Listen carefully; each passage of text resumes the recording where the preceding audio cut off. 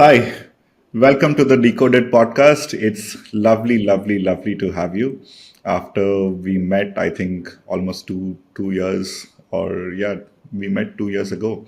Yeah. So it's so good to see you again, and so much more better to have you on the podcast.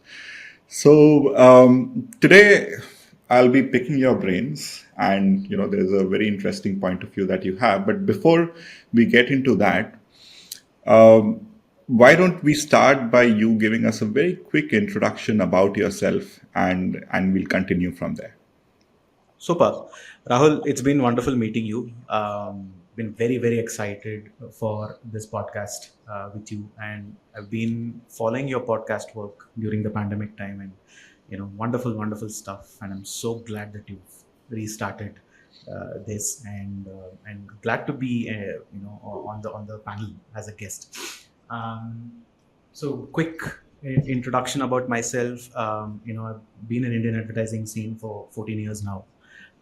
Started my career with Dentsu, moved to other big agencies like JWT, MNC Saatchi, McCann, 82.5. Now currently leading a definitive sense of business at Talented, Hmm. along with one more person at Talented. It's been a good, funny, and a very turbulent ride in equal measure. Hmm. But I'm really, really glad that I kind of continued working as a strategist for a very, very long time because I started my career as an art director or an art trainee, if I have to call it, with Right. Lintas long, long ago. And then to navigate to strategy was a bit of a challenge, and there was a Right. bit of a learning and unlearning as well. Um, love my 14 years of experience. Picked up, lot of interesting insights and observation from the people I've worked with, mostly creative directors than planning heads. Right. But yeah, so that's me in a nutshell, and I'm looking forward for our discussions in the next 1 hour and a half hours. Awesome. Awesome. As in, yes, I have been looking forward to this discussion, especially because since the last time we spoke, you know, the conversation drifted into a space wherein, I got to realize that there is a very strong opinion that you have. And I hope this ruffles a few feathers as well because it's needed. And I would want you and I would urge you to say it in as clear terms as possible. But it's because of that strong point of view which I think that needs to be said and needs to be brought to life.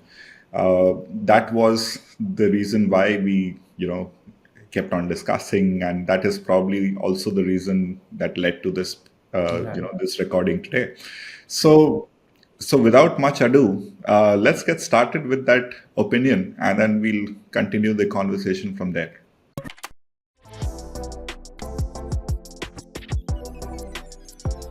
So, Rahul, if you really look at where my point of views come from, it is coming from the state of strategy as of today. If you really look at Indian advertising industry as such, right? Um, and it is very important for me as a lead to meet a lot of strategists, given the way my work is unfolding at Talented, etc.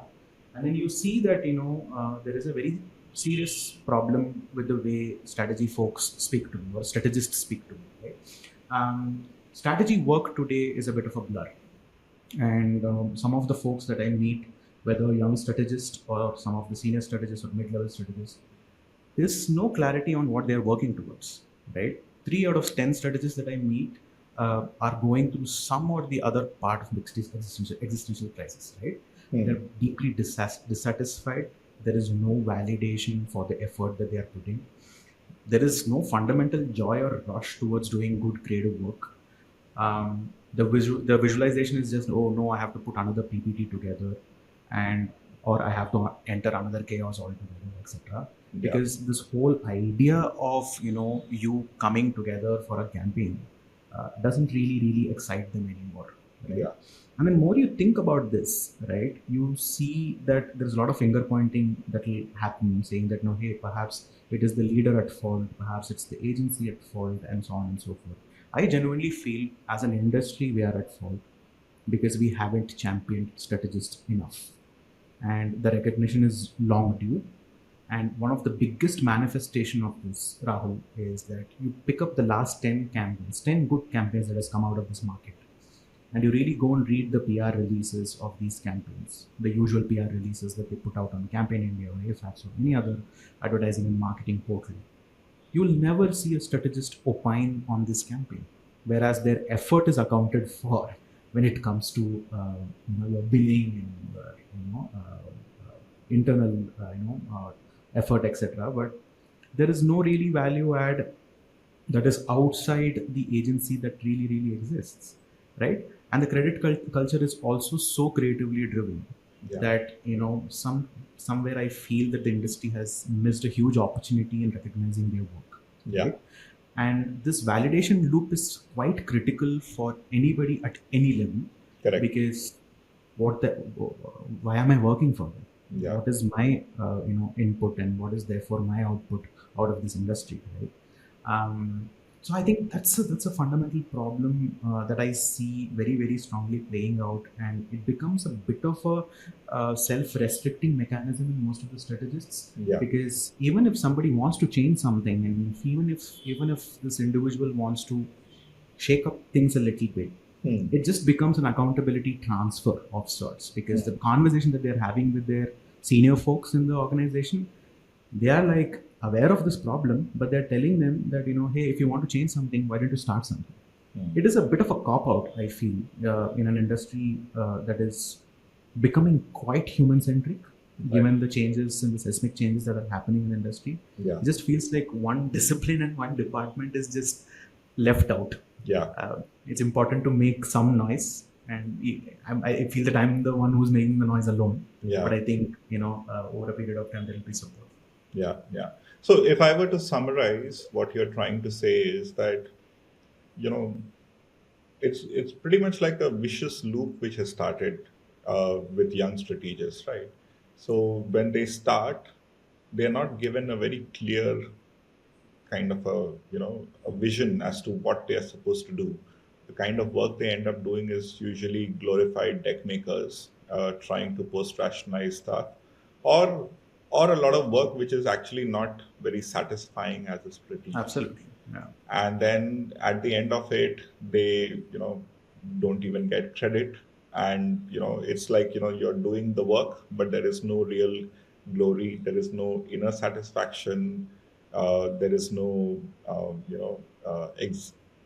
external satisfaction. So in all, it's like, why am I doing this, and what am I exactly doing, and why does this role even exist? Yeah. So yeah. Okay. Yeah. So there's always, I mean, you always see this romantic idea of advertising that they're attracted to, Correct. right? I would urge every strategist who's perhaps listening to this to ask themselves, what is that romantic idea that you have about brand strategy per se, Hmm. right?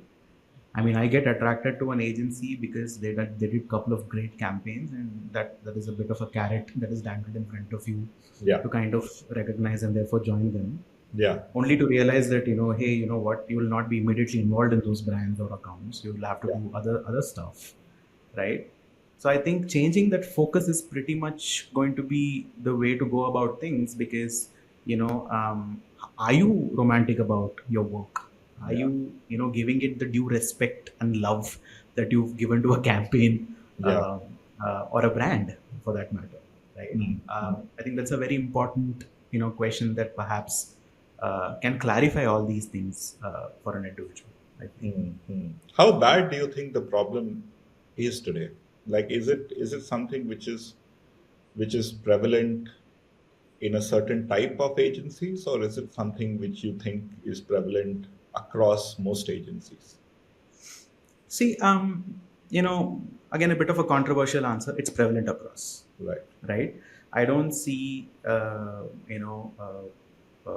the 2% exception, kind of affecting change with the 98% who's at the fault, right? Right. Uh, I'm not sparing ND agencies. I'm not sparing network agencies here as well. Hmm. It is a prevalent problem, because I don't see strategists being overtly enthused about their exit after a network agency Hmm. and suddenly romancing brand strategy and suddenly talking about it very, very differently, etc. Hmm. In fact, the trend that you see, and it's the most prevalent trend, Rahul, you will recognize this, is that, jumping to the client side. Right. you know you see that as a very, very prevalent problem, Yeah. right? You learn your fundamentals, the industry doesn't validate you, you jump ship. Yeah. I would not say jump ship, but you abandon the ship, Correct. right? Yeah. I think we have lost. I think the client side should thank us because we have lost quality talent because of this problem, Yeah. right? And even within the agency circuit, if you really look at it, after a point in time, you see a lot of senior folks getting into the C level, roles that are non-strategy. Right. That is also abandoning ship in a certain level, right? I have hardly seen champions and inspiration figures within Indian advertising for strategy, unlike a creative or business side of things, where Right. we clearly have stalwarts and names even now people can recognize. Yeah. So that's a major, major, major problem for me, Yeah. as an individual, Yeah. because I always think 4 years and 3 years ahead. How do I keep the young strategist hooked on to strategy? Is a big existential question in my head, Yeah. right? And I can't really say that, no, hey, you know what, a pitch win matters or a campaign contribution matters. I need something else, something more. I think we are all in that cusp where this discipline needs a radical, radical refresh. Yeah. And we need to rethink certain fundamentals, and that's where I am. Nice. Nice. Okay. So now that we know, you know, I do not disagree with your opinion because it is something that I have noticed myself. Recruiting good new talent at a young level in strategy has become uh, very difficult uh, because there are, like, the word spreads and not enough people are interested in the profession. But more than that, retaining young talent after a couple of years in strategy and and making sure that they don't get they don't fall into that doom of, like, nothing seems to be happening over here is significantly more difficult, and trying to keep them excited about their roles, uh, whilst at the same time there is a attractive world outside of startups and clients and, like, tech companies which are always looking at these sharp minds to come and join them. So so it is a prevalent problem, at least Yeah. as far as my experience also is concerned. And and yes, we can keep discussing about this problem and bitching about it until the cows come home, but I think the point of today's discussion Yeah. is to move towards a solution. And I think you'll be touching on a couple of very important pillars uh, about things which people can actually do as strategists, and a lot of messages for people at CSO level and head of For sure. planning level as well. uh, but here you have a prescription as to things that can be done and things which you are actually doing yourself and are noticing a huge difference. So let's jump into the solution mode. Let's jump out of this, because the more you spend time on this, it's like a Yeah. very gloomy scenario. So let's Yeah. talk about Absolutely. the good part. Yes, absolutely. So most of the things that I'm going to say is, these subjects or these things that I'm going to say is, it's not a very new or a strange thing to Yeah. say, especially when it comes to strategy as a discipline or a brand strategist's role in a particular agency, etc. I'm going to touch the fundamentals and basics of everything that I have done and I have learned on the go, right? And I'm glad about Um, it because you're covering the absolute yeah. essentials. Yeah, basic essentials, right? Yeah. So I was also very, I want to stay clear of any of this high horse nature of being a strategist and talking about big stuff. I'm not talking about them. I'm talking about very, very bite sized small stuff Yeah. that you can genuinely adopt, genuinely practice, and therefore see the benefits and reap the benefits of it, um, at whatever level you're operating from, Yeah. right? Um, it is inevitable that a strategist today has to do the four things that I'm going to tell you that they have to do. They have to do a research. Research is if there is a script writing for a copywriter, research is something similar to us, Yeah. right? If there is a long copy format that a copywriter gets high on, research is our high. Recognize this reality in an agency, because when you're there, when you're comparing yourself from a peer-to-peer basis, Yeah. this is your pet peeve. It has to be your pet peeve, or you have to find a way to make it your pet peeve, Correct. right? So research is just that, Yeah. right? And then there are also enough and more conversation and therefore usage about frameworks, right? Frameworks are the second most important stuff, and I have a very controversial opinion on frameworks, which I'll Yeah. get to it in a bit, right? And then the most important of them all, where these two tools, where the research and the framework is something that you can use on yourself, on your work, etc., there are external facing values also that drive your job on an everyday basis, which is nothing Yeah. but a simple briefing exercise or a brief writing exercise or briefing per se, right? Yeah. And the last thing, the final thing, the infamous pitch, Yeah. which seems to be spearheaded by strategists, at least in my opinion, in most of the agencies, right? They Yeah. play a very pivotal role in terms of putting together a pitch deck Yeah. for for an advertising agency, for a brand, for a pitch, or whatever it is. So I'm going to talk about all these four things. It might sound utterly basic, Yeah. but there is a nuance to this. There is a very in-depth understanding of this, having done this for a while right now, Yeah. to kind of understand on how can I refresh these four things in my life, so that I get a very sincere sense of validation with the effort that I'm putting right now, Yeah. right?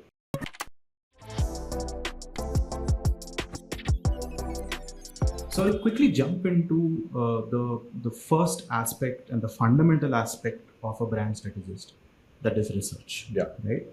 I don't see. Let me clarify this uh, at the start itself. I don't see a lot of strategists doing quantitative work in agencies, until unless you are a part of a research agency, which is a different ballgame altogether. Right. I'm talking about a research that is qualitatively led, Hmm. to be more specific, and then talking about, I'm going to talk about the nuances of this. Right. One of the biggest problems with the research that I have seen, speaking to folks, speaking to individuals, speaking to other department folks also, that's the most surprising thing, that nobody understands what's the real objective of why you're doing the research. Yeah. And that is absolutely scary, right? At an agency level, at a certain level, if you're a 2-year-old or 3-year-old or 4-year-old as a strategist, if this role clarity isn't there when you're moving into research, what the hell am I doing? Right? And it's very important to unbundle this in your head, right? It is totally possible for a strategist to do many kind of research, right? When you're associated with a client who's absolutely obsessed with research, you'll get to see a lot of research, you get to attend a lot of research, Yeah. and the time that is taken to finish these researches are enormous. And the time you'd have taken to kind of make sense of this research and come back to the client also takes a lot of time. Yeah. Sometimes the role becomes absolutely blurred. Yeah. You're not, I mean, it just feels like a a tick box exercise that you're trying to do without really understanding where is it really adding value to you. Yeah. I would suggest that have a razor sharp focus. And the razor sharp focus when you're doing research from an advertising agency standpoint is to have an output focus. Research that should matter in the interest of a superb, disruptive, creative output. Right? Okay. When you have that kind of a goal set for yourself, then what genuinely happens is all of the questions that you're asking, all of the effort that you're putting starts making sense and starts kind of fall in line, right? Sometimes the deviation happens if a client-led research asks you to figure out, the product triggers and product barriers, etc. Yeah. That's a separate kind of a research. Yes, there is a understanding there. There is a clear mandate from the client side on what you have to do. But if an advertising agency initiates a research, it has to be done with a single-minded output of how it can impact a creative, right? So, and one of the problems with this is that, oh no, the pressure of, how should I find the most interesting insight, interesting observation? How can I use that into my output? And so on and so forth. The pressure comes and pressure builds, and sometimes it becomes, oh no, I've done some 10 hours of depth interviews. I Yeah. haven't found anything. Maybe I have to do more. And there's a quantity myopia also that kicks in, Yeah. saying that, if you haven't done some 30 hours of research, you will not find the research, etc. All those biases can kick in, right? Yeah. And these biases, let me say, are very, very valid biases. Yeah. That kind of, and it's the conditioning of this industry. Let us recognize that as well. Yeah. If you haven't done it for long hours, and if you've not done it at a quantity that is unmatched, perhaps you've not done it properly, right? Correct. And then when you look into this very, very closely, and you look into this razor sharp focus of output led research work, then you realize that, hey, perhaps you don't have to kind of binge on research before the campaign comes in, right? You practice it every day, right?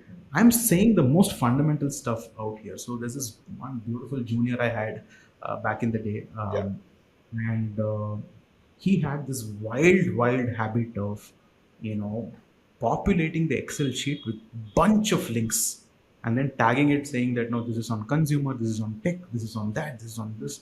I used to get overwhelmed with the Excel sheet, Yeah. but as soon as I click the links, oh man, very, very insightful stuff. Right. Now that saves like almost the 20 hours of research that I have to do from the scratch. Yeah. And just accelerates my, job, and therefore it puts the razor focus back into action very, very quickly. Yeah. Right? Yeah. In social media parlance, there is always this always on, and there is this hero hub hygiene model. Yeah. Research is an always on. Yeah.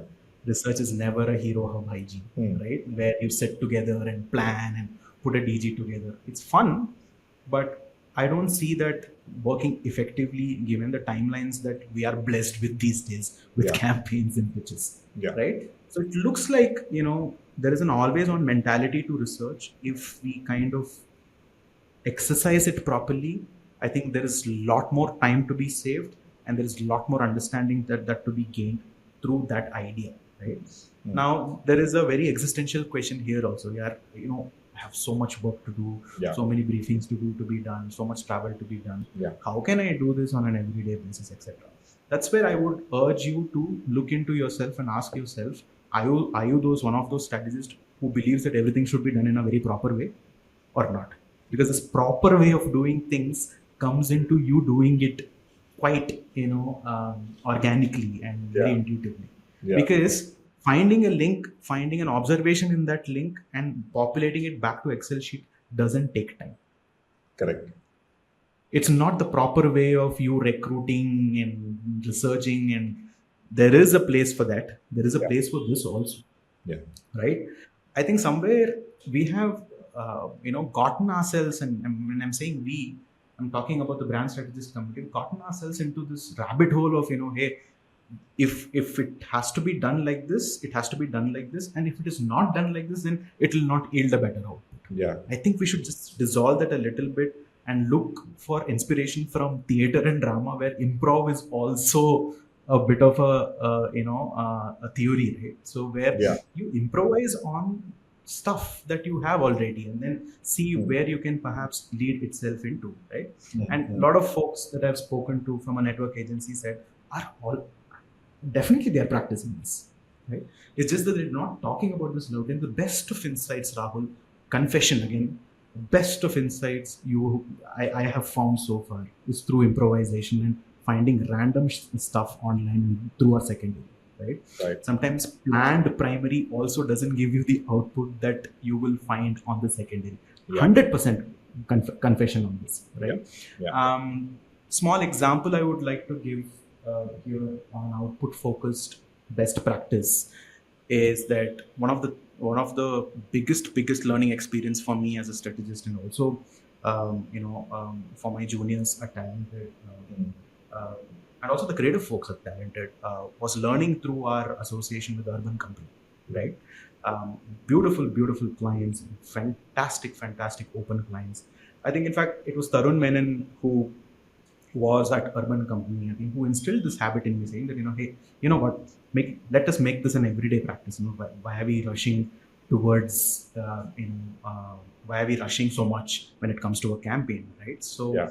what started off as a proper research that we did for the first ad that came, which was Chota Kam, to all the way to doing the third film. Every film was researched in advance. Mm. What we cracked there was something called bias banking, where we talked about how a blue collar bias can be researched, and we put a framework on how we can unearth blue collar bias through the angle of consumers, people, through the angle of the professionals themselves, blue collar professionals themselves, and through the Mm. angle of experts who are representing these groups in multiple forums. And therefore, triangulation of all the efforts in the form of bias banking led us to insight after insight and breakthrough after breakthrough, Mm. that led to a beautiful creative output and very impactful output. In Mm. fact, our work for Chota Kam and Choti Soch Mm. kind of got us FE Silver and FE Bronze in the recently concluded India FEs, Mm. which was a testament to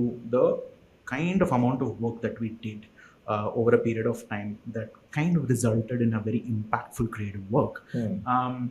And you look at an experience like this, Mm. and you will tell yourself that, hey, I have shattered a lot of perception about research in my own head Yeah. while I was in this process. And then I would genuinely urge most of our strategists to kind of employ it at least in a very small level and see what really doesn't work, and Mm. then improvise quite a bit, and and see what the results are. And the results are absolutely amazing, because the goalpost Mm. is a very strong creative output. Then Mm. the research and the questions and the probe points, the techniques, everything will get sharp. Hmm. So for the sake of the audience, why don't you summarize the whole background once again and bring it all the way to this specific research, and how you set the objective for the specific research, and therefore then what you found and how it informed the creative. So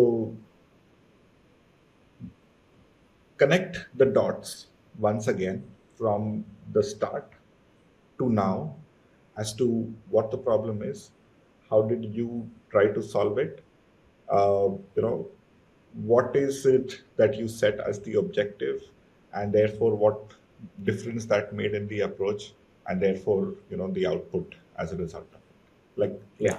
that single line connection from start. So one of the biggest problems with the research is that sometimes there is a blur on why do you research Yeah. for, Yeah.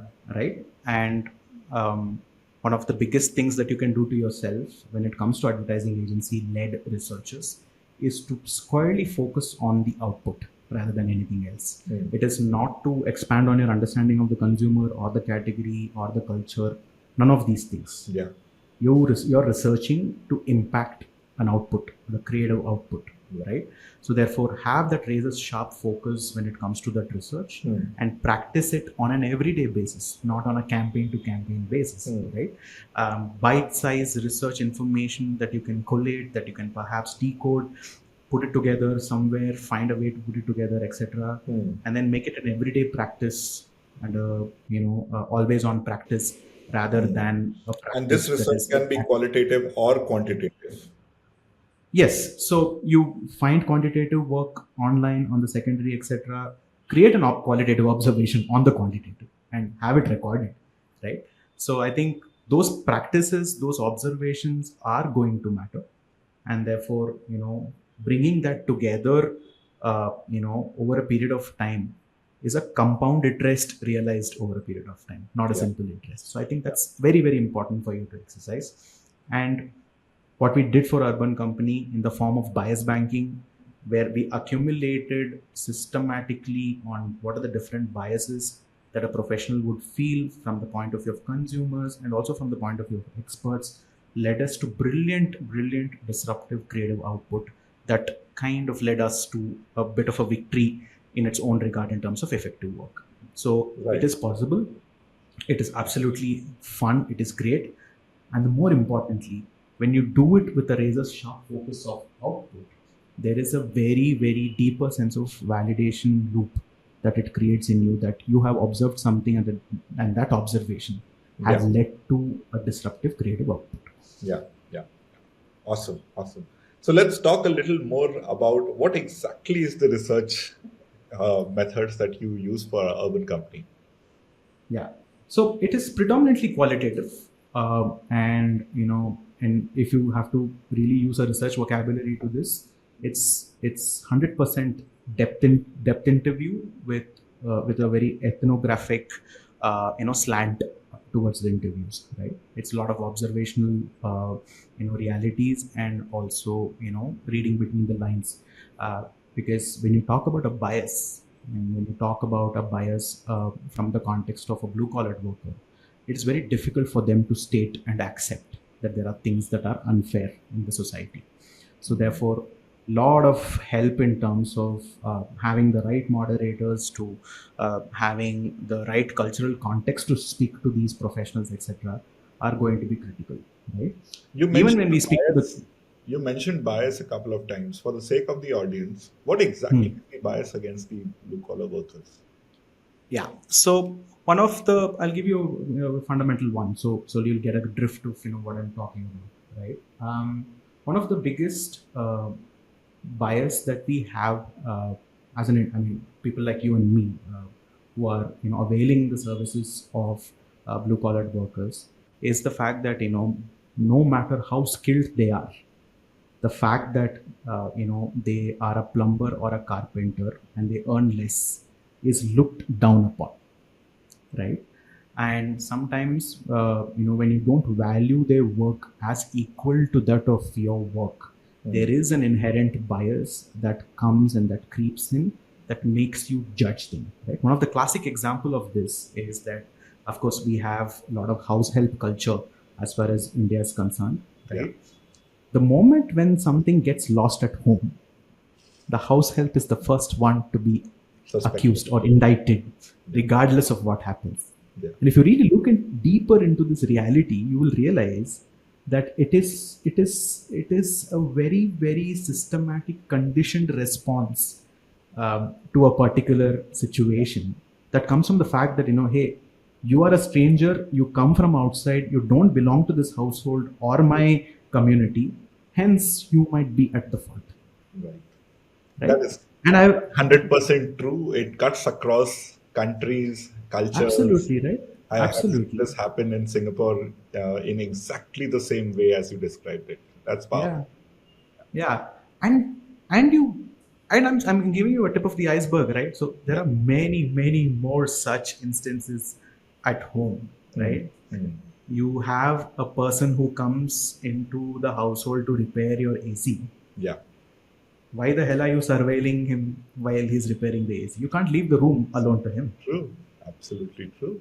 Again. right? Yeah. And you dwell a little bit more into this mentality of what is this behavior, and why is this behavior, where is it coming from, is it something that is passed on to us by our older generation, or is it very systemic, or it is very conditioned, right?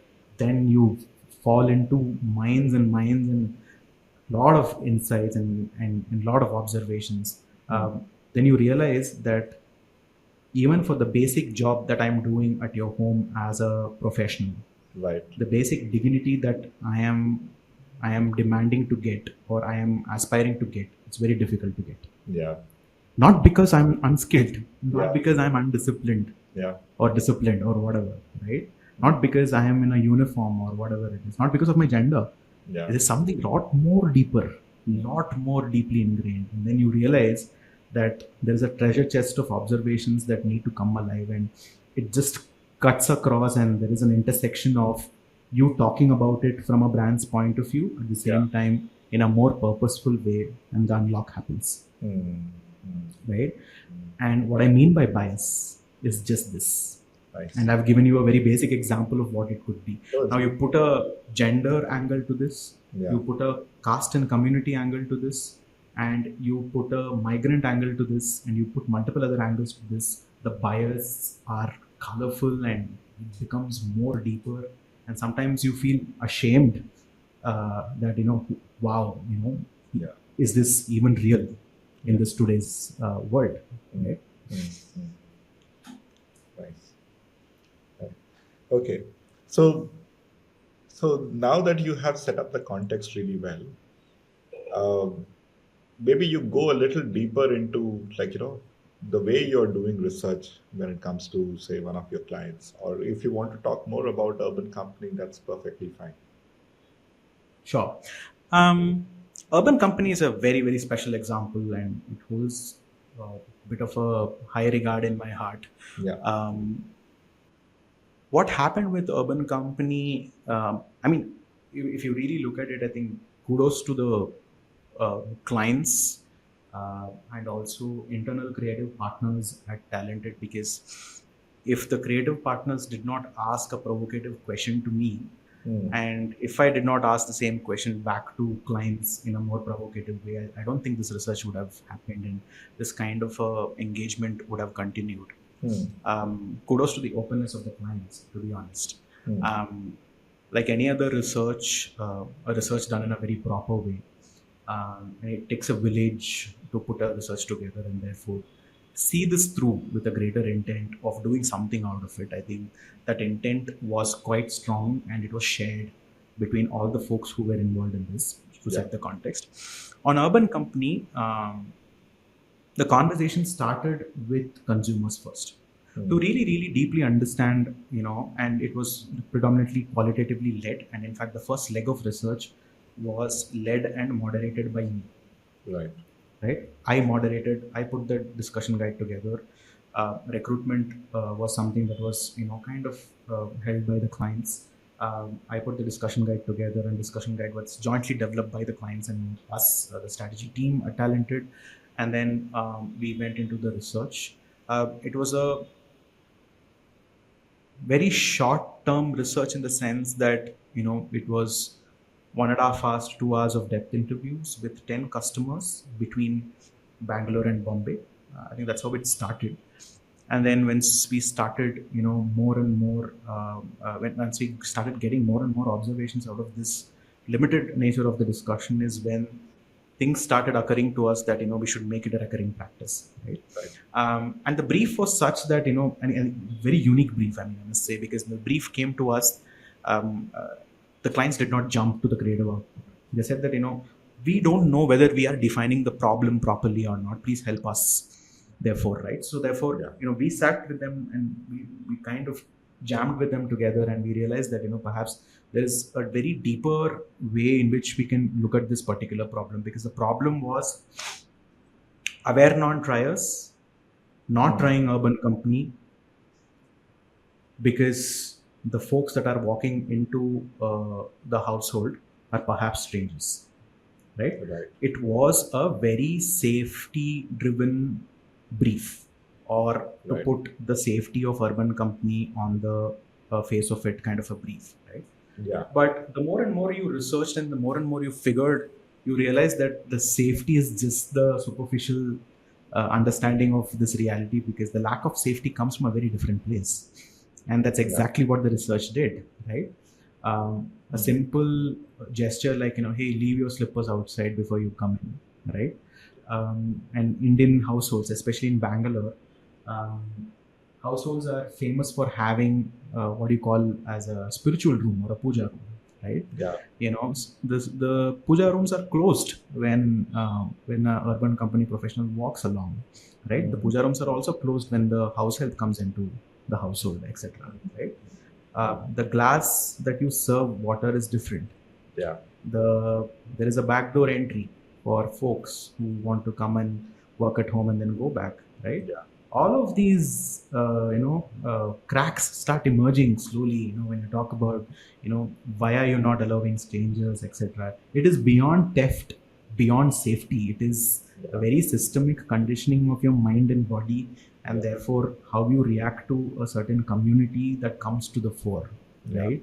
So we said that here is a professional who's aware of everything that is happening at household. but he or she is still trying to give their 100% when it comes to the work that they are exercising, right? The bias and the commitment, can there be an intersection? Can that intersection be something that the brand can own, right? And that's where we told ourselves that, no matter what happens, no matter how many households that we enter, Yeah. work is worship for us. Because in work is worship, as a social and a cultural context in India, has a phenomenally high resonance, top to bottom, left to right. And then it also has a lot of regional flavors, right? For example, in Tamil, Sayim Torile Daivam is a nice phrasing that even big stars like MGR and Jayalalitha have used in political propaganda, right? What does You that mean? see that cutting across, and then you see that, hey, if work is worship is the larger principle, Yeah. what is the interesting leap that we can take from this particular position as a brand to create a beautiful creative output? And that's where Dignity of Labor was born as a charter for the brand, right? So yeah, I think that's a journey in a nutshell. And similarly, we did a very in-depth exercise specific to the gender, especially the women spa professionals, for the Choti Soch film, where it was all about spa professionals. And the problems there were absolutely devastating, Rahul. Yeah. The problems the professionals told us there is that, no matter how many times I enter a household to give massage services, my work is a proxy to prostitution, Right. right? Yeah. And that's exactly what we reframed. We reframed this phrase called happy ending in the film, if you had seen the film. And that was the most powerful take that we have. And everything that we identified, and everything that, that was led into a film, were observations that we unearthed Yeah. in the research. And then we supplemented that spa and masseuse research with research with experts who were specialists in gender studies. Yeah. And we talked to them about on how the blue collar professionals face this bias on an everyday basis, right? And how it is critical for them to kind of recognize their personal safety at an individual household level. Yeah. And further taking into the third film is where we really spoke to consumers again, along with some experts, to talk about what is the implicit or an explicit nature of this bias at a corporate culture level, right? And then we said that, hey, we don't like our bosses to stand on our head and tell us what to work on, what not to work on. Yeah. Why the hell would you stand on a head of a plumber and a carpenter to tell the same? Correct. So it was a bit of a co-opting exercise in the film itself, where the other side co-opts the other side, and therefore sees things through for what it is, right? So this explicit surveillance and the idea of somebody sitting on your head was taken on quite strongly, and it was so universal that resonated with multiple other folks and got its own recognition. So, and the research, the way it has progressed and evolved, is such a delight for me as a planner and a strategist on this particular brand, because I'm going there and I'm finding something new always, and then I'm putting it back into action in the form of a film. It's a beautiful validation loop. And therefore it also keeps me a little bit upbeat, in the sense that, hey, the next trigger or the next insight that we're trying to find has to be as big as the last one. So it just ups the ante on the other film, and therefore, it kind of created that culture within Urban Company for all of us. So much so today, I don't know whether it has happened. It has never happened in my life in the past 14 years of my experience. The creative folks come to me and ask me, what did you find today in the research? Nice.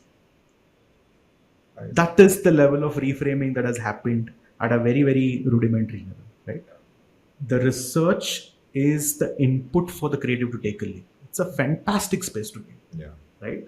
And you'll be so confident, and with a lot of conviction you move into these projects, right? Because you matter and the process matters, and then whatever you're taking to the creative also matters. So it's a lot of responsibility and pressure, and in a good way, to kind of exercise this. Right? So yeah, so that's Urban Company and the research. Nice. That was absolutely phenomenal. What a wonderful story. So that's the first big pillar, which is probably, you know, the bread and butter job of any person who's ever been a planner, a strategist, uh, which is to do research. And the unlock has happened for you when, you know, the research is very focused towards an output. And what a beautiful example that you shared for that. So that's the first huge aspect of a strategist job. If you are someone who are feeling like, you know, I don't know where my life is headed. I don't know where my career is headed. And I'm a strategist. And why am I doing this? Why am I doing that? Like, how do I fix things? The first thing that you need to do is that, you know, a core part of your job is going to be research. So don't run away from it. Acknowledge it. And the way to make research interesting for yourself is to make it very output focused and a very razor sharp focus on that.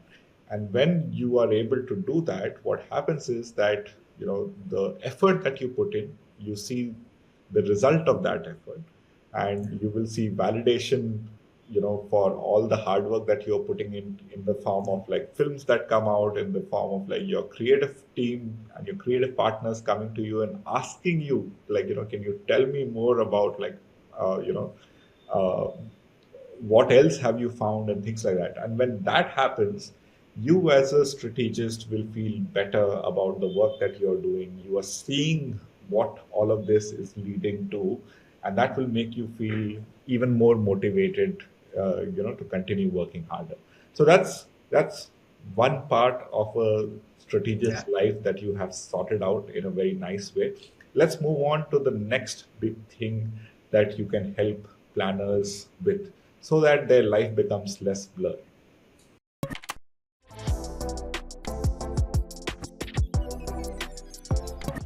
I'm going to sound like a bit of an old school, but I'm going to say this because, guilty as charged. I've also been one of those strategists who have championed one or the other frameworks within the agency and sometimes held meetings with the account management to tell them on how to do this properly, etc. Yeah, Guilty as charged. But there is a love and hate relationship with frameworks that I have, yeah, and I'm sure that it is not very different um, for many strategists who are out there because the very setups they belong to, whether it's a network agency, independent agency, some of the other frameworks kind of kick in. In absence of any frameworks, you go to internet and you follow these folks like Mark Pollard and Julian Cole to figure out some frameworks to make sense of the work that you are trying to put together. yeah, Um, there is a very there is a very strong confusion that I see among some strategists who kind of make it a more of a format filling exercise than organizing your thoughts, yeah, right?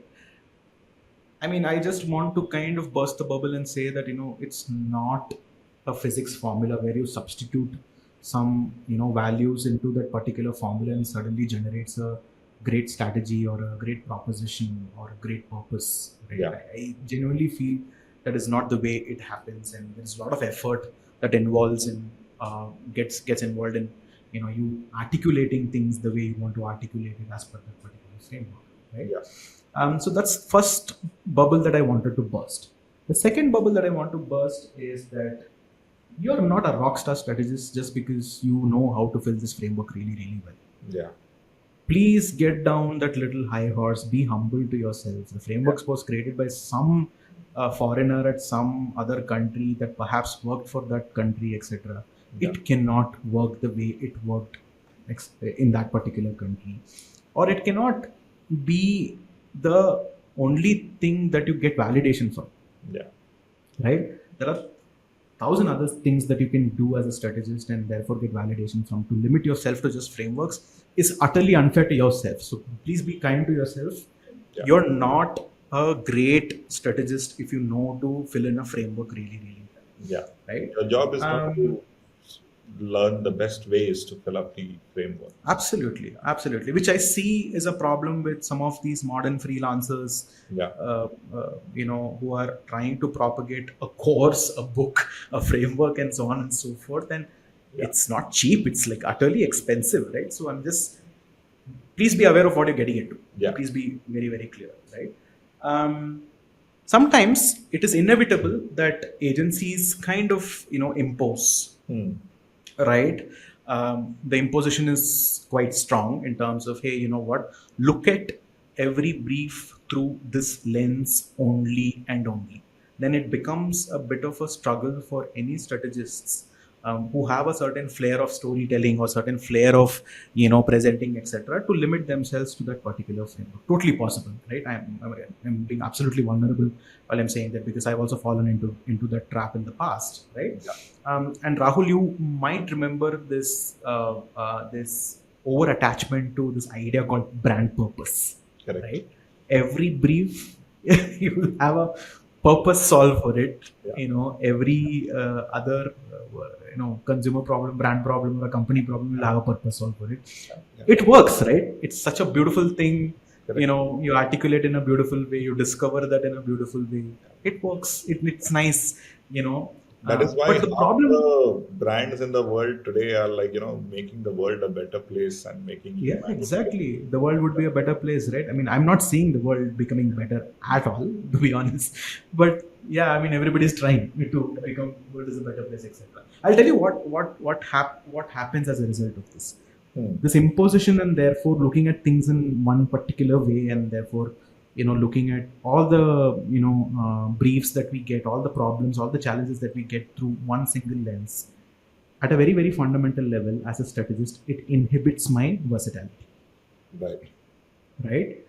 It is not correct to kind of inhibit your versatility and trading off your versatility to a framework way of thinking. Right? Forget about the framework. You use that framework or not use that framework. The imprint of how you think about that framework is very, very explicit in your thinking. Yeah. So what happens as a result of that? You're inhibiting yourself of the versatility. And I feel that in today's day and age, it's important that every strategist is as versatile as they can get. Yeah. Right? Because, can I do a bit of comms planning? Can I also do a bit of, qualitative consumer-led thinking? Can I also do a bit of observational, presentation on this? Can I also use the framework when it is necessary? Yeah. That little versatility is such a beautiful thing to have, and I look for that in most of the strategists. Yeah. And I hardly find people who are doing that, because they're so bought on to one idea of one way of working, right? Yeah. In India, you will see that difference quite strong between a mainline strategist versus a digital strategist. Correct. I genuinely feel, keeping the vocabulary aside, people who work in digital agencies are much more versatile with what they're trying to do, Yeah. rather than the mainline folks who it just feels that genuinely they're stuck up and you need a massive fire brigade to rescue them out of this misery. Yeah. Right? Yeah. So it's very, very important that you recognize the fact that you're inhibiting your versatility, because again, versatility has this beautiful value add and a feedback loop, that you're able to dissect and decode 4 different types of a brief in a matter of a quarter.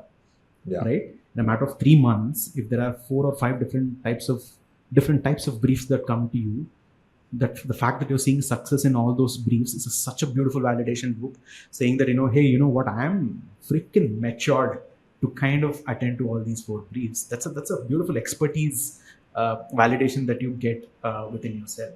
Right? Yeah. Beautiful example here.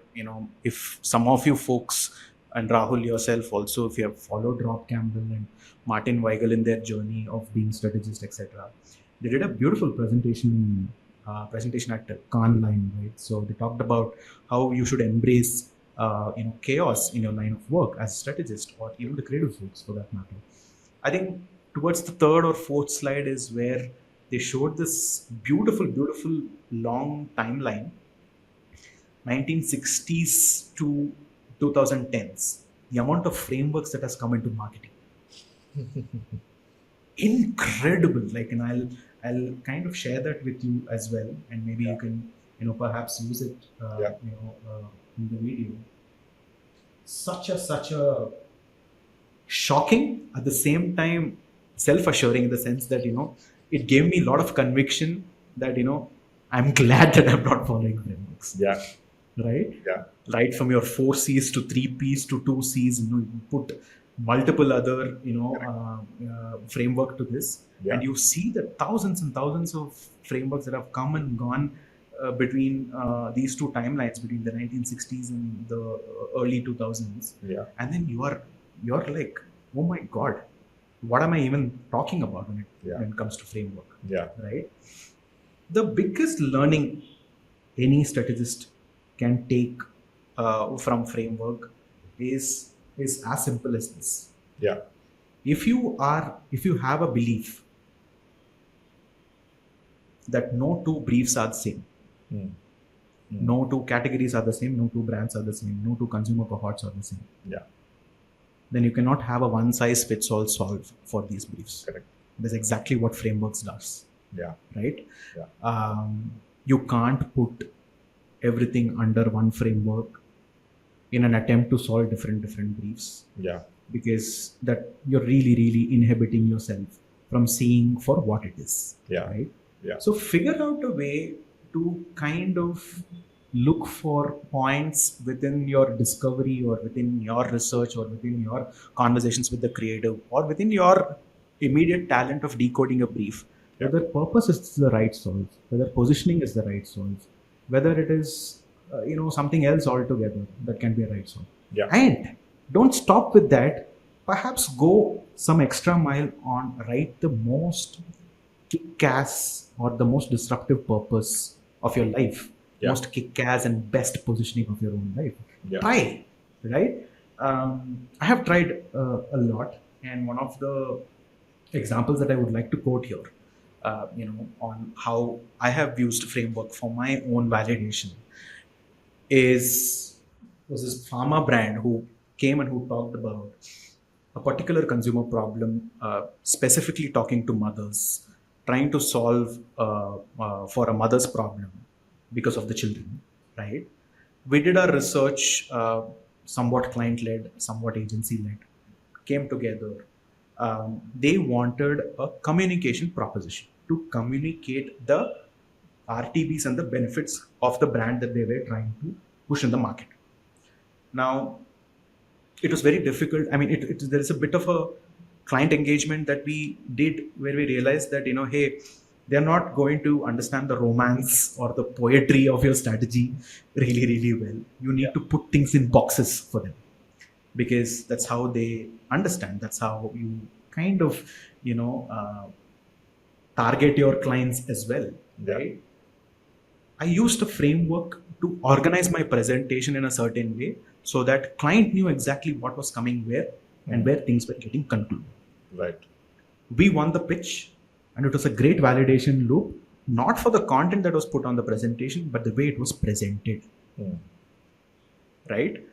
And it is such a beautiful discovery and a superb validation for me, because I acted on a very simple observation from the research saying that research need not be restricted to just consumers. You can also do a little bit of research from your client side and understand them where they are and how we can present it to them. Yeah. I used framework. I relied completely on a frame, contrary to the popular belief that I have about frameworks.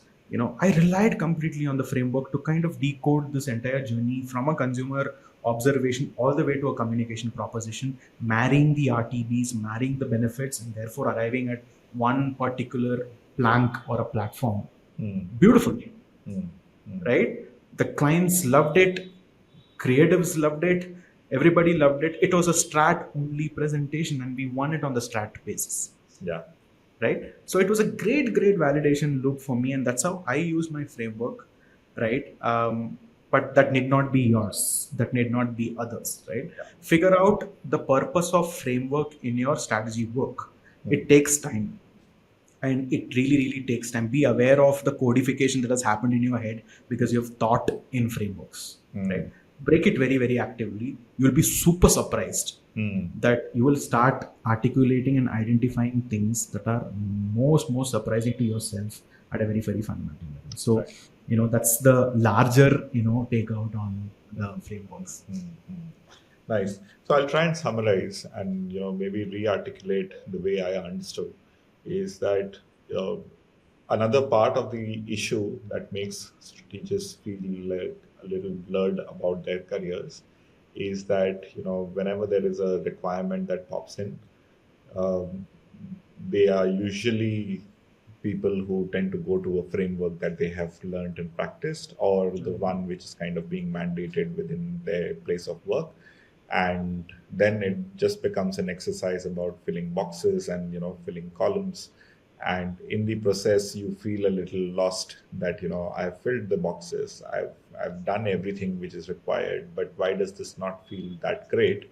And like, yes, if the insight has been written in a way the insight needs to be written, right? The truth has been written in the way a truth has to be written. But why am I not feeling that great? Yeah. And what you are recommending is that, yes, nobody is fighting, framework versus no framework. There is a place for it, there's a time for it. um, One place where you can use frameworks is definitely when you are trying to make sense of a lot of information, and you're trying to organize your thoughts, and you are organizing the whole information gathering phase. So that's one clear place for a framework. The other place is that, if a situation so requires, to present the information in a meaningful, in a logical, in a thoughtful manner, so that it's easier for the other person to receive that information. That's another opportunity where you see. And in either of the situations, you don't have to stick to any of the frameworks which have been Yeah. prescribed. You might just end up, if you focus on what is the most clear, logical way to make the argument that you have in mind, if that remains the priority, then the framework will create itself. And the framework will probably emerge from, from the best means to convey that argument. And if it can be best be done using a 4C, great, let's use a 4C. If it cannot be done with a 4C and some other framework, so be it. Or if you need to create a framework in the process, so be it. Like, let's do that. So then this kind of a process will also make you feel, I'm linking it back to, how you feel about yourself. Because Absolutely. Yeah. why you will feel better if you go down this path as a strategist is because you'll be like, I did justice to, best communicate the logic, the potency of the thought that is there inside your mind. If that gets communicated, and that leads to an impact wherein, you see Yeah. the eyes lighting up on the client side, you see the eyes lighting up on the creative side, the message has been delivered. And that leads to, like, winning businesses, winning pitches, winning appreciation, all kinds of Yeah. things. And that actually closes the loop once again and makes you feel good as a strategist. So again, wonderful breakdown on frameworks. Yeah. Let's move to the third pillar that you've been talking about.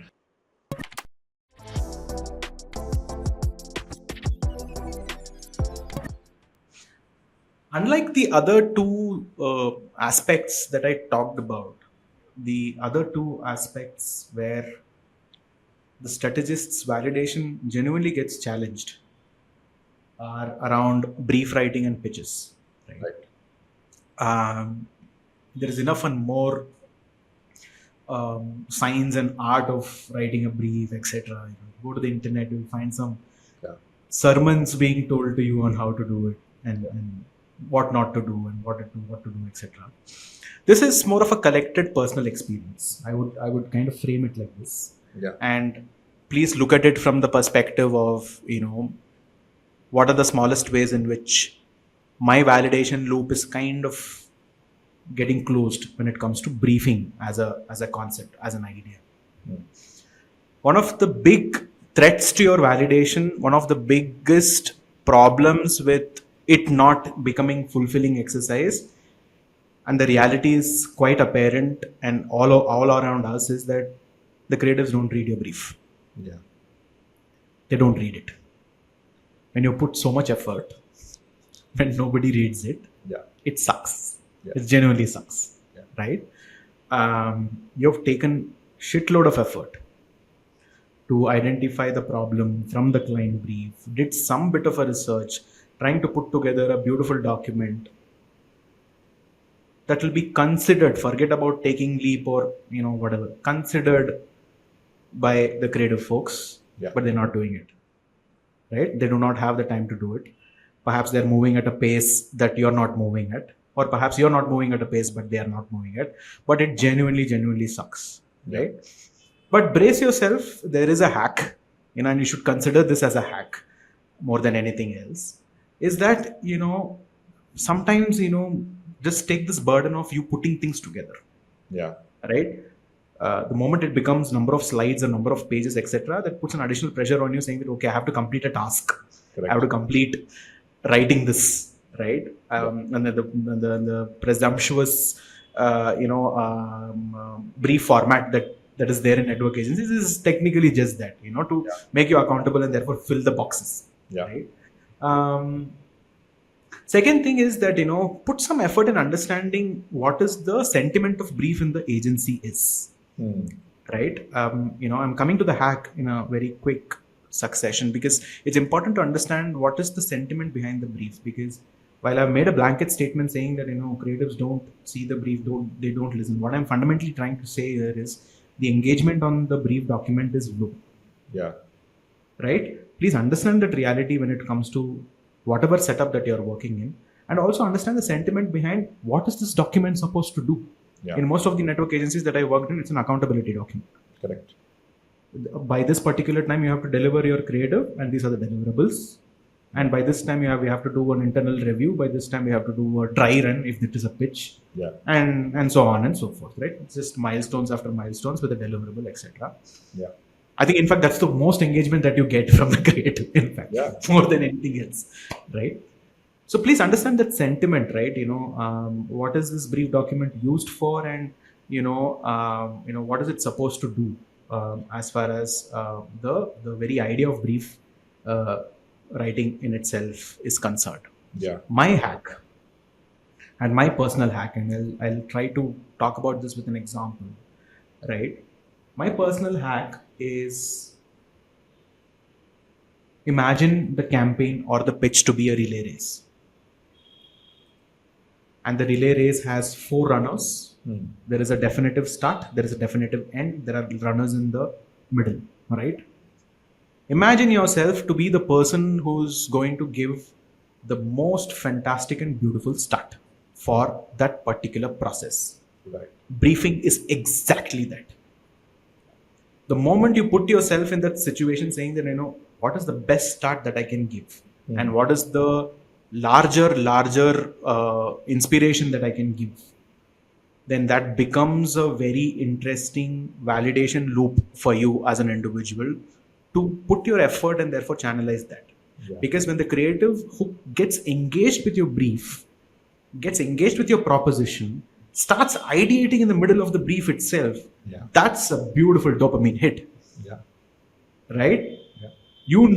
Even before you finish the briefing session, if there are thoughts that are flying around, you have done the job. No matter how many hours that you took, number of hours that you took, or number of days that you took to put this thing together, beautiful. Please cherish that moment. Make it a benchmark. Keep revisiting that again and again for the next brief. What did you do, and what was your mind state? What was your body doing, etc. And what are the research that you did to give that starting point to your creative is going to be super good, right? So it's a relay race concept where you're going to kind of kickstart the race, and how beautifully you're going to kickstart the race is going to determine the end, which is eventually a pitch output or a campaign output, right? One of the hack that I exercise when I'm doing creative briefing, and this is a recent hack that I developed for myself, because I also started realizing that sometimes I bring my style into this briefing too much. Perhaps creative folks are not relating to that particular style. Maybe I should start understanding the creative folks and what they really want to listen to. Then I realized that a bunch of Gen Zs in my office, Yeah. absolutely social media hooked Gen Zs, right? Sometimes they come into briefing perhaps quite bored. Like, why the hell should they listen to you, right? Right. Can you therefore modify or kind of relook at the idea of briefing to be a social media reel that can get their attention, Yeah. right? Make it more conversational, make it more disruptive. I have done briefing where I have said these are the 10 things that are interesting about this product. And from there, I think we got our creative leaps, right? So it Yeah. was not a briefing. The briefing document. It was not like, oh, this was the objective. This is a marketing objective. This is a communication. No, nothing of that sort. I imbibed that into my system. I put 10 starting points, and then couple of starting points became couple of starting routes, Nice. right? Yeah. And that's one kind of briefing. The other kind of briefing is that sometimes you have to rely on your past Yeah. and rely on your strengths outside planning and strategy. Hmm. I started my career as an art trainee, Hmm. and I can, with a lot of validation and a lot of conviction, I can say this, that a visual can speak 1,000 words. Yeah. I had this beautiful, beautiful brand identity brief, and I was struggling to put words to what I wanted to say. Yeah. I spent 2.5 hours to 3 hours on Pinterest, and that was my brief. Hmm. Visual after visual with just one word to kind of tell the creative folks that, boss, three themes, three visual directions in terms for your briefing. Now you tell me what inspires you, Yeah.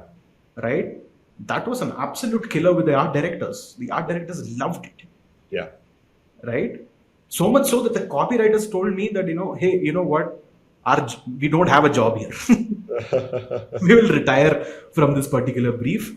Yeah. But they really, really appreciate it because they were also quite visually relating to the Yeah. entire exercise, etc. And that became the foundation of the identity brief that I held. Yeah. And that was a beautiful, beautiful, fulfilling moment for me because, first of all, like I talked about in the past, between these two briefs, I was able to be super, super versatile, right? Second of all, I have made the briefing session, which was the most hated or most boring document within the agency, the most interesting, Yeah. piece of paper that people would look forward to. Yeah. And I did not have this strategist high horse nature when I was thinking, oh, I have to use jargons. No. I diluted all that ego, Yeah. and then I was being in the moment, and then therefore, trying to engage with them. Yeah. And a bit of a research on your creative folks can go a very, very long way. Yeah. I deal with lot of young folks, even at a leadership, and even at a mid to junior level individuals are talented. Yeah. So they operate quite differently. Yeah. They see things very, very differently, and they engage with content very, very differently. So it's important for us to kind of do the bit of a research to really, really understand how a senior folk would think versus a junior folk would think, and therefore what is the amount of persuasion that you can exercise on a particular brief document, Yeah. right? So that's the last thing that I wanted to just kind of conclude this brief writing in a very small way, right? Where it's important to kind of be aware of the neglect that your brief document gets. Yeah. That's a very toxic thing for the validation loop and the fulfillment that you get out of this particular exercise. Yeah. Now, whatever I'm going to say right now is to kind of fix that fulfillment cycle when it comes to brief writing, right? Imagine yourself in a relay race and imagine yourself to be the starter of this particular race. Correct. If you convert this into an inspiration document rather than an accountability document, then 50% of the task is just done there. Yeah. And then please recognize voices in the room when you're briefing or when you're talking about your brief. If they started taking leap on certain things in between the brief, that's a fantastic validation loop. Recognize that, replicate that, go back to it again and again because it's exactly how you want to feel. Forget about how you want to brief. Yeah.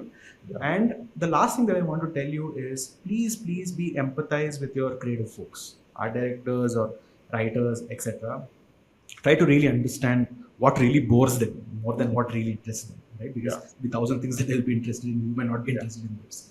So identify the stuff that are gross negatives, eliminate them from your brief, make it more interesting, make it a bit of a versatile exercise, saying that, because here there is no judgment, Yeah. right? The only judgment that you're putting on yourself is if the creator doesn't read your doesn't engage with your brief, right? Correct.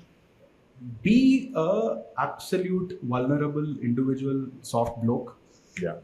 then go into this room, be that one person that is inspiring you with every possible sentence and everything that you put in the brief, etc. Yeah. Appeal to the sensibilities of these creative folks, and then boom, you will see the magic happen. And I'm sure that you will see the magic happen because you did not come from a place that, hey, this is the brief, you have to follow this from a very from a very linear perspective. Yeah. But you've gone into the room saying that, no, let me see how I can inspire or persuade this individual, which is Correct. a very different technique compared to what how briefings are unfolding in the network Yeah. agencies. Yeah. Yeah.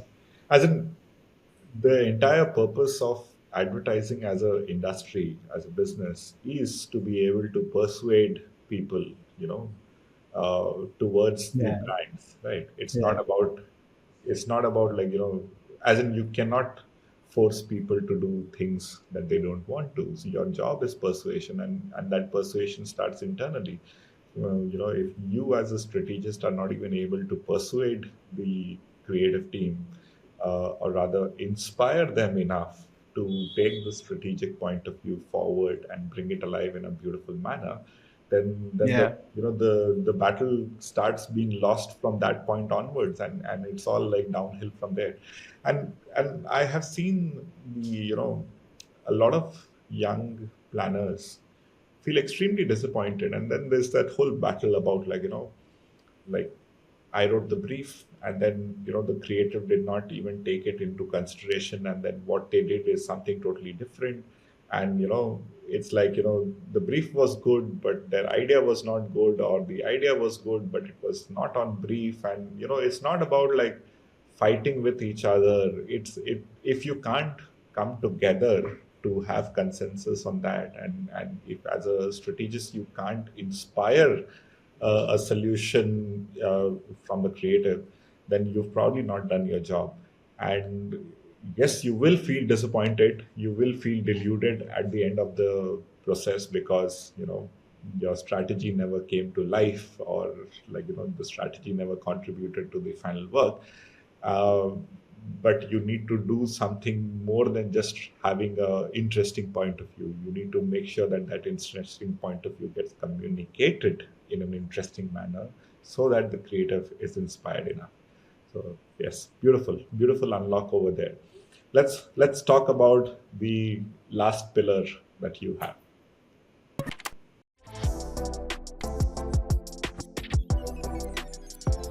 the infamous pitches, right? Um, I have come a long way with pitches, personally, right? So there were days when it used to give me a lot of nightmares, and there were days, when it used to, when it feels like, that's the only thing that you're supposed to do in an agency. Yeah. To all the way to right now on, how it can be a canvas for you to exercise your style, right? So I have come a very long way Yeah. when it comes to pitches, right? um, there is a very gross misunderstanding of what pitch is supposed to do to a strategist, right? And unfortunately, again, a very blanket controversial statement, unfortunately it is viewed with a sense of lot of pressure. If you don't win it, then you are responsible. If you win it, you're not completely responsible, but somebody is responsible. Yeah. It just feels like, there are so many moving parts to a pitch, that sometimes, in the search for a joy or a rush of work, can be difficult to identify. Forget about even realizing it, Yeah. right?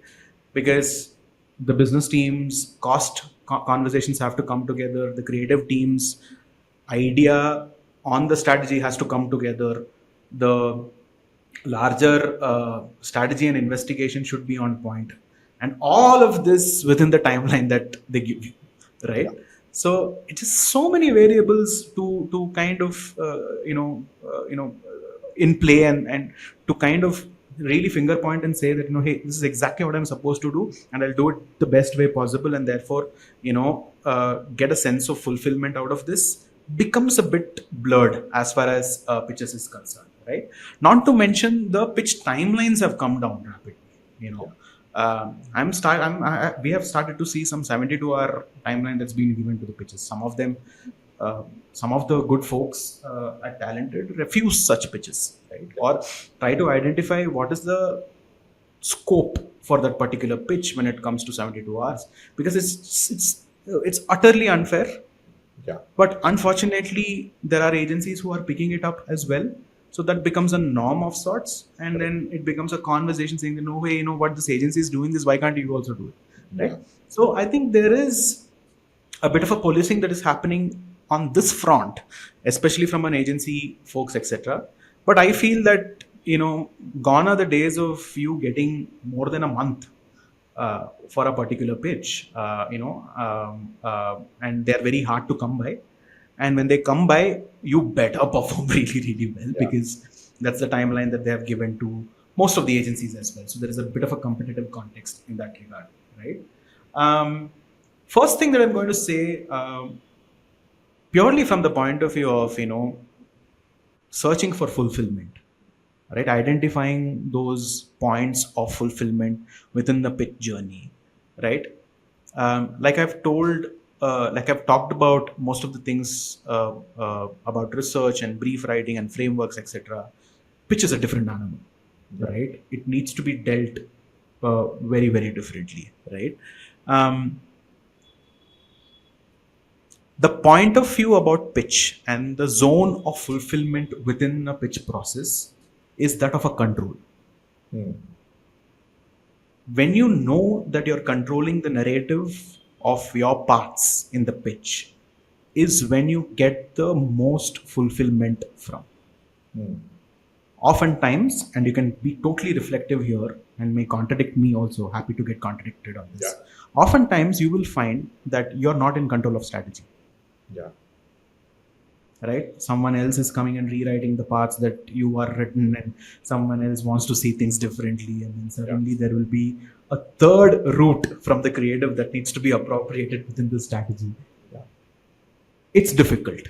Yeah. And you're running from pillar to post, and you're trying to figure this out, and then deck is never ready on time. Dry run, even before the dry runs, the decks are never ready. Yeah. Because you're constantly, too many cooks. I don't know whether they're spoiling the broth or they're making the broth, or even the broth is even made. But that's the unfortunate reality with the strategist, but because you don't have the control, right? I think few things that you can do to kind of bring control to a particular focus is as follows, right? Please have, if you are at a very persuasive level in your organization, even if you're a 2-year-old or a 3-year-old strategist, you can have a very frank and honest discussion with your senior folks, your chief strategy officers or planning heads, whomever you want to. Yeah. Have a conversation about what is the scope of strategy as far as this pitch is concerned. Yeah. Right? Sometimes it just feels like, there is no clear conversation on what is the strategy deliverable for a pitch. Because a pitch deliverable for a creative is very, very clear. Yeah. Yes, let us take 1 KV, 1 script, or let us take 1 print and 1 activation. These things are very, very clear. Yeah. Because there is effort that is put into this. That scoping is not very, very clear for strategists at all. Yeah. Right? Please have this strategy scope. And one of the best practices that we have at Talented is to have these discussions very, very candidly with the business directors, where we tell ourselves that, hey, should we win on the basis of a consumer understanding, or should we win on the basis of category understanding? Yeah. Right? Yeah. Such is the maturity of our discussions, and thanks to creating that space for strategists within the agency, that kind of conversations are possible to have. Mm. Or very very fundamental level, are we doing a creative selling or are we doing a strategy to creative presentation? Very Mm. very simple. There is no jargon in this. Yeah. Creative selling ka, what I'm when I'm saying creative selling, what it means is just to set up the creative and leave it to the creative to run the show.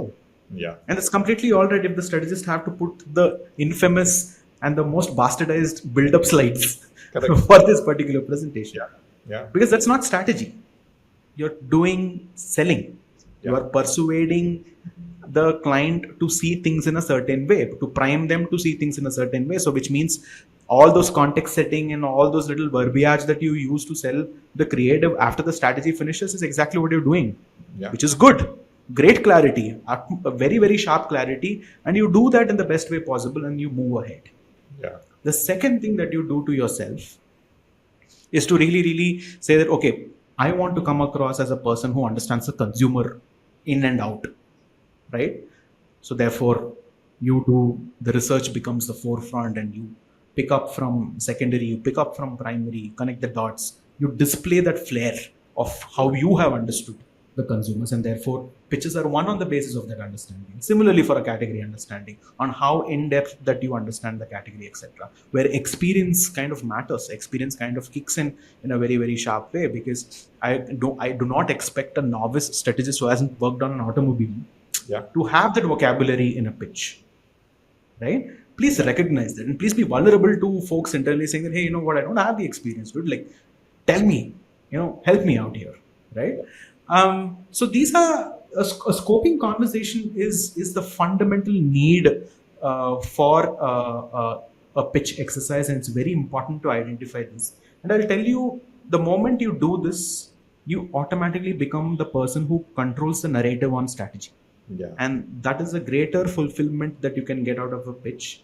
Mm. And when you've made that strategic choice, saying that, hey, this will be one on the basis of my consumer understanding or a category understanding vis-a-vis something else, and when you see that narrative play through and you Yeah. see that narrative come full circle by you winning the pitch, is Yeah. a greater reward back to yourself.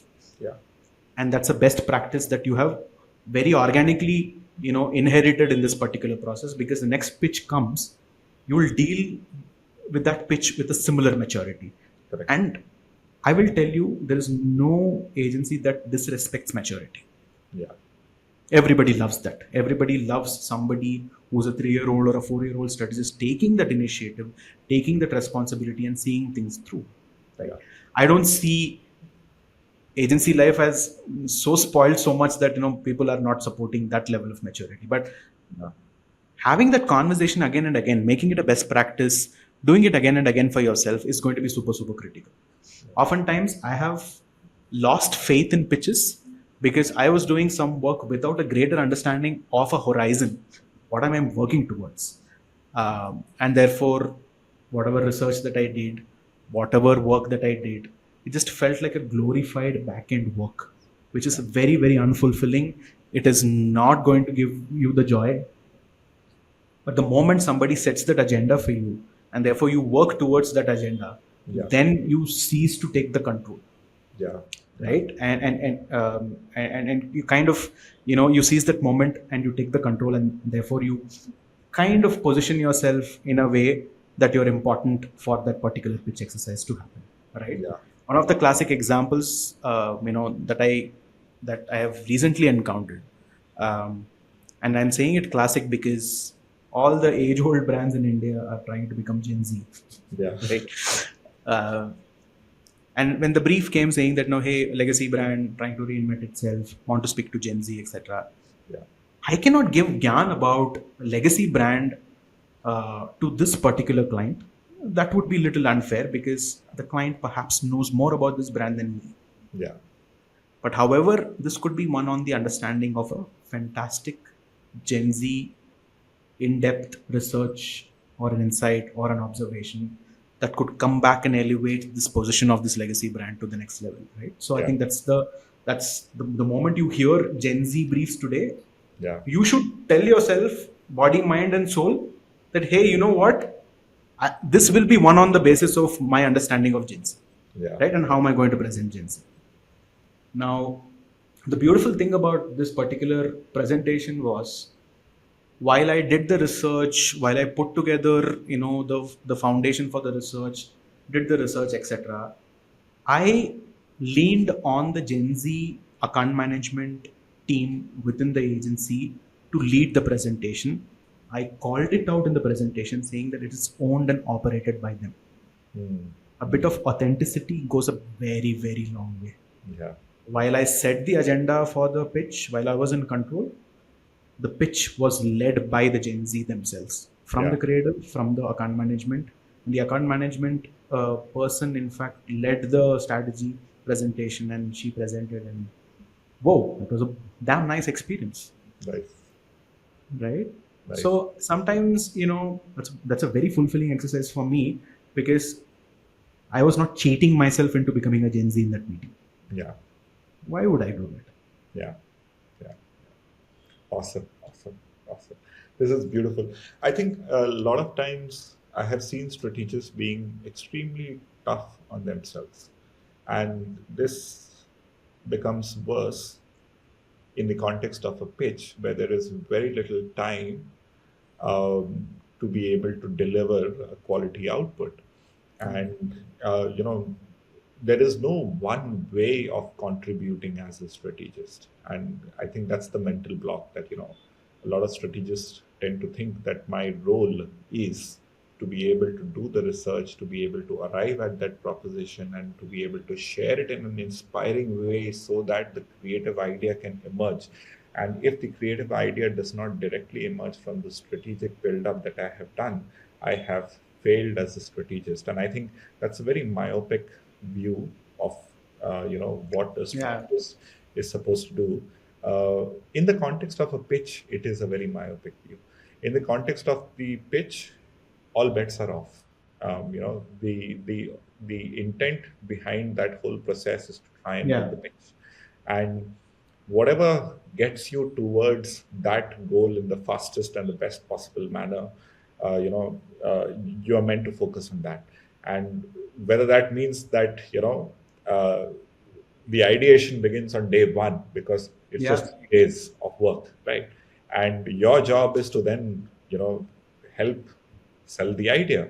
Your job is to write a persuasive sales deck. That's completely fine. uh, or in a different context, your job could be something else, right? Wherein you're probably bringing the voice of the consumer to the to the conversation in the best possible manner.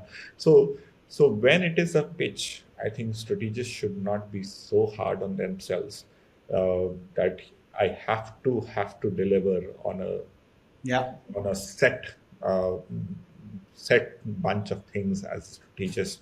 Only then and only then have I done my job as a Yeah. strategist. Uh, you know, and here I think, unlike the other things, here we make ourselves feel bad for no reasons as strategists. Absolutely. Uh, we do not need to feel bad about it. It is how, because the objective over here is totally different. The expectation is totally different, and that expectation needs to be discussed and aligned with your partners that you are working with internally. Uh, Yeah.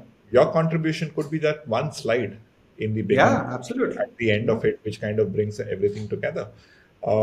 And that is okay. It's a pitch. Yeah. Awesome, Sai. That was absolutely, absolutely brilliant. Um, Super.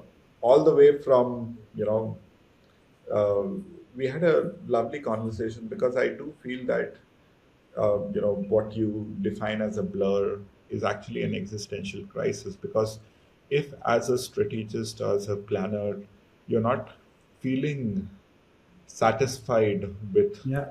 you know, despite working hard, despite putting in the hours, despite using the agency framework, despite, being a part of the pitch, despite, you know, doing everything, if you're not feeling satisfied at work, Yeah. that is a big problem.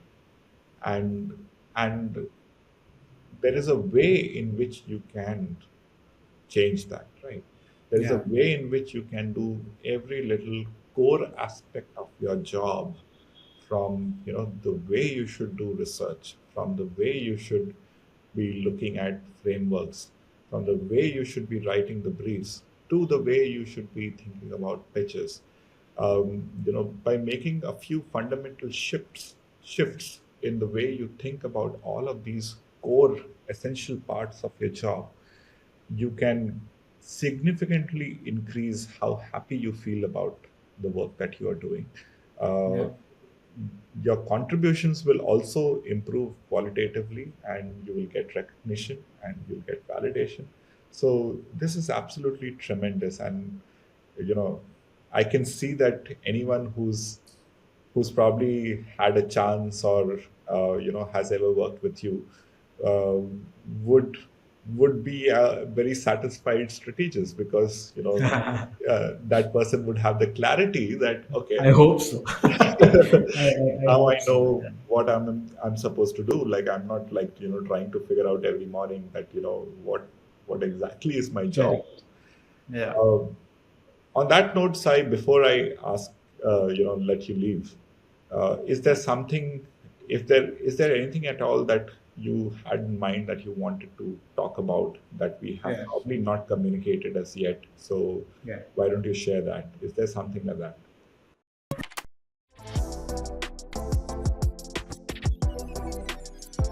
I think this is more towards the managers, right?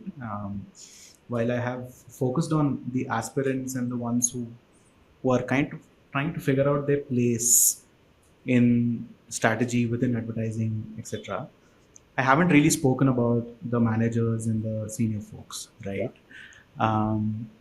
One of the requests more than anything else, because I'm not a while I understand my place within the industry, there are better strategists than me, and I don't hold a monopoly on good work. So there are a lot of good folks who are doing really really good work. Yeah. One of the things that we sometimes forget, not every time, but sometimes that we forget, that we are also human beings. Yeah. All the managers I'm talking about, right? Please practice vulnerability with your junior folks, Mm. right? I think it's such a honest energy that vulnerability has, because it's okay if one brief, like you said, it's okay that one pitch doesn't go. It's Yeah. okay that if the one brief doesn't go really well. It's okay that your junior is finding it difficult to travel that 0 to 1 journey Yeah. at a very fundamental level. um, because we all did not start from a place of some uh, high achieving individuals. Yeah. So therefore, a bit of a vulnerability and bit of a safety net, therefore a psychological safety net. Yeah. If you exercise, I think that's the most precious thing that you would have done Mm. for your juniors, because frankly, I did not have it. Yeah. I did not have empathizing, uh, psychologically vulnerable managers, Yeah. because that kind of a mirroring Mm. would have gone a long way in me becoming the manager that I wanted to be, lot earlier than where I am right Yeah. now. Right? Yeah. I think strategy and brand strategy as a discipline needs more of these managers. Yeah. Uh, you know, uh, because winning and losing can happen. That's the game. That's a part of the game, right? We need people uh, who genuinely, psychologically inspire you more than Yeah. work-related inspiration, right? So having a bunch of these rock stars, I'm genuinely looking out for them. Yeah. Uh, could be a great thumbs up, and that could be the nice thing that we would have done to Yeah. advertising in India. Uh, Yeah. to be honest, yeah. Forget role models, like a few good individuals, like, a few bosses that you want to work with, you remember. Yeah. That would itself go a long way. On that note, Sai, thank you so much for your time, for the the incredible amount of work that you have put um, over your career, as well as in preparation, for this episode. where you chalk it out in very, like in a very prescriptive manner, things, specific things that strategists were feeling a little lost about Yeah. what is it that they are supposed to do, and how is it that they can actually feel better about the work that they are doing, and how is it that they can get the recognition for the efforts that they are putting in. You know, thank you so much for putting all of this. It's a treasure trove of experience that you have beautifully laid it out there. So thank you on behalf of every young strategist out there who will listen to this, who will probably, like, if not all of it, but even if they adopt one aspect of it, they'll see the difference and they'll understand the worth of what you are sharing over here. So, on that note, Sai, thank you very much. And it was lovely having you a part of Decoding. Thank you so much, Rahul, for having me. Looking forward.